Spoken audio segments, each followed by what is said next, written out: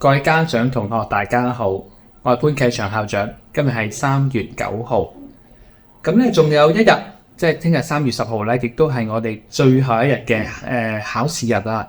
咁喺呢度咧，我都繼續鼓勵同學繼續努力完成咗個考試。咁當中校長咧，亦都見到好多同學咧，喺呢段時間咧係好俾心機去溫習，希望自己咧能夠攞到一個好嘅成績。咁咧就考試將會好快過去啦，第二個學期。咁我都好開心咧，喺今個星期六咧將會有一個活動啦，就係我哋嘅親子一日遊。咁校長都好高興咧，有機會同36個家庭，來自我哋中一至到中六嘅學生同埋家長咧，可以有一日嘅活動啦。咁我哋當中咧會去一啲唔同嘅景點啦，亦都有時間咧會一齊去燒嘢食。咁其中一樣嘢我自己最開心嘅咧，就係呢個口罩令咧已經喺3月1號咧係已經取消咗。咁所以到時咧我哋無論喺一啲活動上邊啦，喺一啲飲食上邊咧，都會有更大嘅自由啦。咁講開口罩令咧，咁其實咧，我諗同學都有留意到啦。校長喺3月1號開始咧，我已經係冇戴口罩噶啦。咁咧就今日3月9號啦。咁我都想分享下咧，就係呢9日裏邊咧，究竟校長你冇戴口罩嘅時候，會唔會覺得好唔舒服啊？或者會唔會咧係惹上病啊？有咁多病菌，咁你會唔會有事啊？咁截至到而家呢刻咧，我錄呢一條短片咧。經過咗9日咧，我自己都冇戴口罩咧。我想話俾大家知，我係非常之健康，亦都冇話喉嚨痛啊，或者傷風啊、感冒啊等等嘅情況啦。咁就當然啦，突然之間當我哋戴咗900幾日嘅口罩，喺好短時間之內咧，要我哋改變呢一個咁耐以嚟嘅習慣咧，都會有啲困難嘅。咁而校長開頭去唔戴口罩咧，其實反而唔係3月1號，而係咧喺農曆新年嘅時候咧，我有機會咧離開香港去咗一個國家旅遊啦。咁而開頭嘅時候，我自己都好緊張嘅喺飛機裏邊咧，嗰個口罩咧都貼住塊面，好驚啲風流咗出嚟啊，或者有啲細菌入咗個口鼻裏邊啊咁樣。咁但係我又後來發覺到咧，去到當地嘅時候咧，無論一到機場啦，又或者之後嗰啲活動咧，基本上咧係極少人戴口罩。咁我於是咧就慢慢踏出自己呢一步咧，就係唔戴口罩。咁過咗總共10日嘅一個旅遊之後咧，我自己覺得咧完全係非常之舒服，同埋咧亦都咧係冇話任何嘅病症或者感染到任何嘅病。咁所以咧當然校長係打齊晒所有嘅新冠疫苗嘅針啦。咁而我自己亦都曾經咧係喺11月尾12月咧係確診過。咁可能咧我自己嘅免疫力咧亦都係會有翻咁上下。咁我呢度咧只係同大家分享一下咧我個人嘅一啲經歷。去到而家呢刻咧，我都覺得自己係非常之健康。咁我反而憂慮嘅地方係咩咧？就係我同個別嘅同學去傾偈嘅時候咧，我就問佢點解你會仲戴住個口罩咧？咁當然有唔同同學有唔同嘅原因啦。不過當中有2個原因咧，我今日係想特別攞出嚟講嘅。咁第一個原因咧就係因為咧空氣裏邊有好多細菌，我好擔心接觸到細菌。嗱，呢度咧校長要極力去否定呢一個原因同埋諗法。自古以嚟，我哋任何一個時間喺任何一個空間都係充滿咗細菌嘅，或者係有一啲嘅病毒。而點解我哋係冇發病，我哋點解仍然咁健康呢？就係因為我哋嘅身體透過同呢啲細菌或者病毒接觸嘅時候呢，當我哋打贏咗仗嘅話呢，我哋身體就會鍛鍊咗一啲嘅抗體出嚟，令到我哋咧係唔需要怕一啲一般嘅細菌啊，或者一般我哋常見嘅病毒啊等等。咁而咧，如果我哋係因為怕接觸咗細菌而一路戴住個口罩嘅話咧，我覺得呢個係一個唔正確嘅想法。調翻轉，校長其實係鼓勵所有嘅同學，你應該鍛鍊好自己個身體，就唔係不斷去消毒個環境。咁鍛鍊嘅身體當中包括你嘅飲食啦，係咪定時啦，係咪健康啦，你嘅睡眠係咪充足啦？另外咧就係，你有冇做適當嘅運動咧？定係日日都坐咗屋企打機，定係睇電視？咁所以咧嗱，呢啲位咧，呢啲咧都係幫我哋鍛鍊咗運動啊，好嘅飲食啊，足夠嘅睡眠咧，都係幫我哋鍛鍊咗好嘅身體，而令到我哋有抵抗力。咁所以我建議咧喺考完試之後，同學真係要開始做翻適量嘅運動，令到自己咧係一個健康嘅人。咁第二個原因咧，我都覺得係令我好擔憂嘅。有同學就話，因為我樣衰嗱，佢話俾我知直頭嗰兩個字叫做樣衰，所以我遮住咗咧，等人哋睇唔到我個樣。嗱，校長要好清楚講，呢一個唔係一個健康嘅諗法。我哋唔需要有任何同學覺得唔想俾人哋睇得到個樣，於是遮面。呢個唔係口罩存在嘅目的。口罩存在目的就係當你有感冒、你有傷風咳嘅時候，你唔想將啲感冒菌惹俾人嘅時候，你自己戴咗個口罩，你去唔好影響到人令到你個病唔會去傳播。咁呢個係其中一個咧，喺一般情況之下，啲人戴口罩嘅最主要原因。只要我哋大家都有公德心嘅話，當我哋唔舒服，我哋覺得咧可能有感冒嘅時候，我哋先需要戴上個口罩。而我唔希望同學咧，因為已經有900幾日戴咗口罩之後咧，係唔希望唔想以真面目去見人。我哋每個同學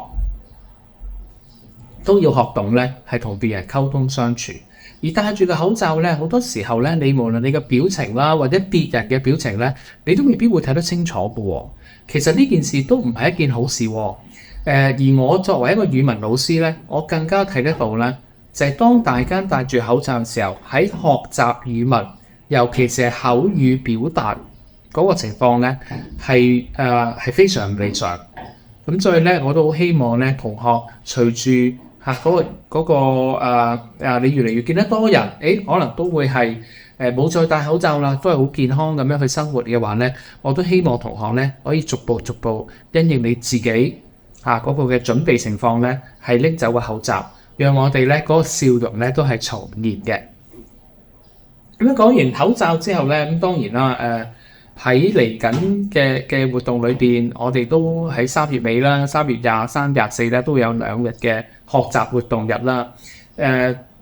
我相信喺學校裏邊咧讀書咧，尤其是喺未來日子裏邊，淨係去揸住本書溫習咧，其實唔係一個最有效或者最幫到你嘅學習形式，而係要透過多元化嘅活動咧當中去學。咁我諗有啲同學咧都或者家長都會聽過 ChatGPT 啦。咁其實佢係一個好強大嘅 AI 軟件啦，甚至乎可以咧幫你去寫文章啦，可以寫一啲嘅程式啦，甚至乎我知道咧可以幫手畫畫嘅，或者製作一啲海報啊咁樣。咁我相信嘅功能咧係遠遠比頭先我所講嘅例子更多。咁如果科技喺未來嘅幾年會有咁大嘅轉變嘅時候，究竟我哋萬慈中學嘅同學要準備自己啲乜嘢嘢，以至到將來你出到嚟，你係能夠發揮到你嘅強項，或者喺社會上邊咧都能夠揾到一個工作咧係可以歷你立足到嘅咧咁樣。咁我諗其中一樣嘢咧，亦都係學校一直去做咧，就係發掘大家多元嘅興趣、強項同埋才能。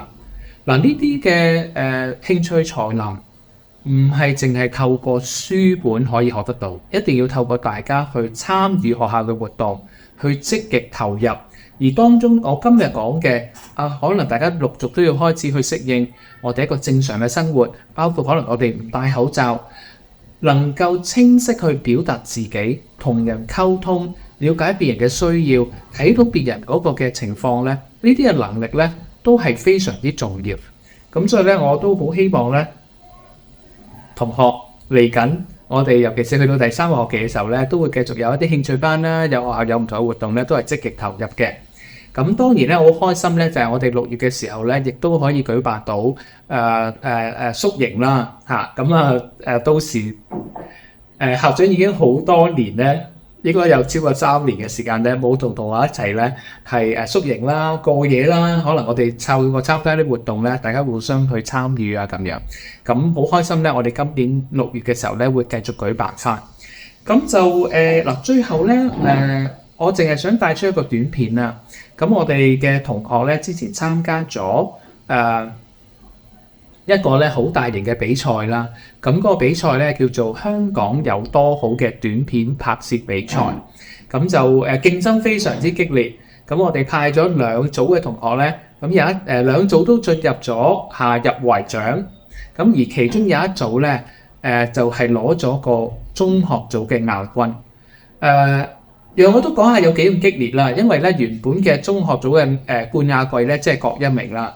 咁我哋最後攞亞軍，而季軍咧係有3名嘅，即係話咧根本上季軍都係同分，可能咧都係好貼近。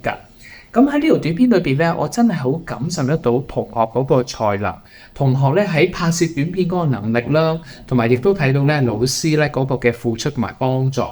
咁未來嘅世界咧，校長唔能夠講到俾你知會係點樣發展。不過我相信咧，如果每個同學你嘅強項、你嘅才能都能夠喺中學呢段時間好好發揮、好好嘅展示，萬字中學嘅同學咧係喺好多嘅位置裏邊咧，令到校長係感覺到驕傲。你哋嘅才千祈唔好睇小自己，其實你哋好多嘅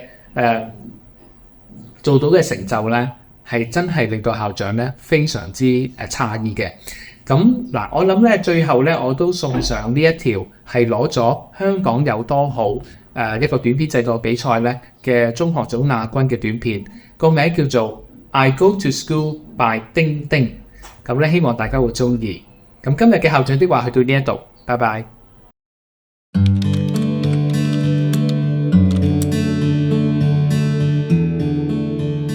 你仲記唔記得我講過嗰一句有人會上車，有人會落車啊？ I go to school by 丁丁咩啊？係唱嘛？唉，總之係丁丁啦。點解你硬係咁中意讀丁丁㗎？你唔明啊？你唔講我點明啫？你有冇聽過一個關於丁丁嘅比喻啊？好耐好耐之前呢，又唔係真係咁耐嘅。總之就有個女仔好中意坐丁丁啦，望住呢個城市慢慢慢慢咁向前，慢慢慢慢咁變化。吓，就係咁咋？聽故唔好博故啦，有冇禮貌㗎？聽埋先啦。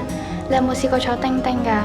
有時就好似一個人咁來來去去，一步一步咁經過每一個站，有人會上車，有人會落車，兜兜轉轉咁又返返去終點站，然後又開返轉頭。胡小姐做咩咁感性啊？唉，冇嘢啦。阿女啊，我哋上次講話會離開香港，你同咗你嘅朋友講再見未啊？由細到大，成日都話 I go to school by bus， 不過比起巴士，我反而更加鍾意丁丁。香港有好多唔同嘅回憶，如果只可以揀一樣嘢去代表香港，我一定會揀丁丁。成日都有人一講起香港，就會覺得一定係要好快、好急速，但係香港係咪真係咁呢？好慢、好慢，但好有規律。喺呢度乜嘢人都有，你可以嚟自任何一個地方，就算你有錢定冇錢，年紀大、年紀細，香港都係咁，乜嘢人都有，求同存異，有開心又唔開心。但係坐喺度吹下風，睇下香港嘅風景，有新有舊，生活都唔係咁差啫。可能我離開咗呢度，就未必再可以 I go to school by 丁丁，有機會真係變咗 I go to school by tram。但係我相信香港就好似丁丁咁，一定會留喺我心入面嘅。有人會上車，有人會落車，但呢架車永遠都會喺度。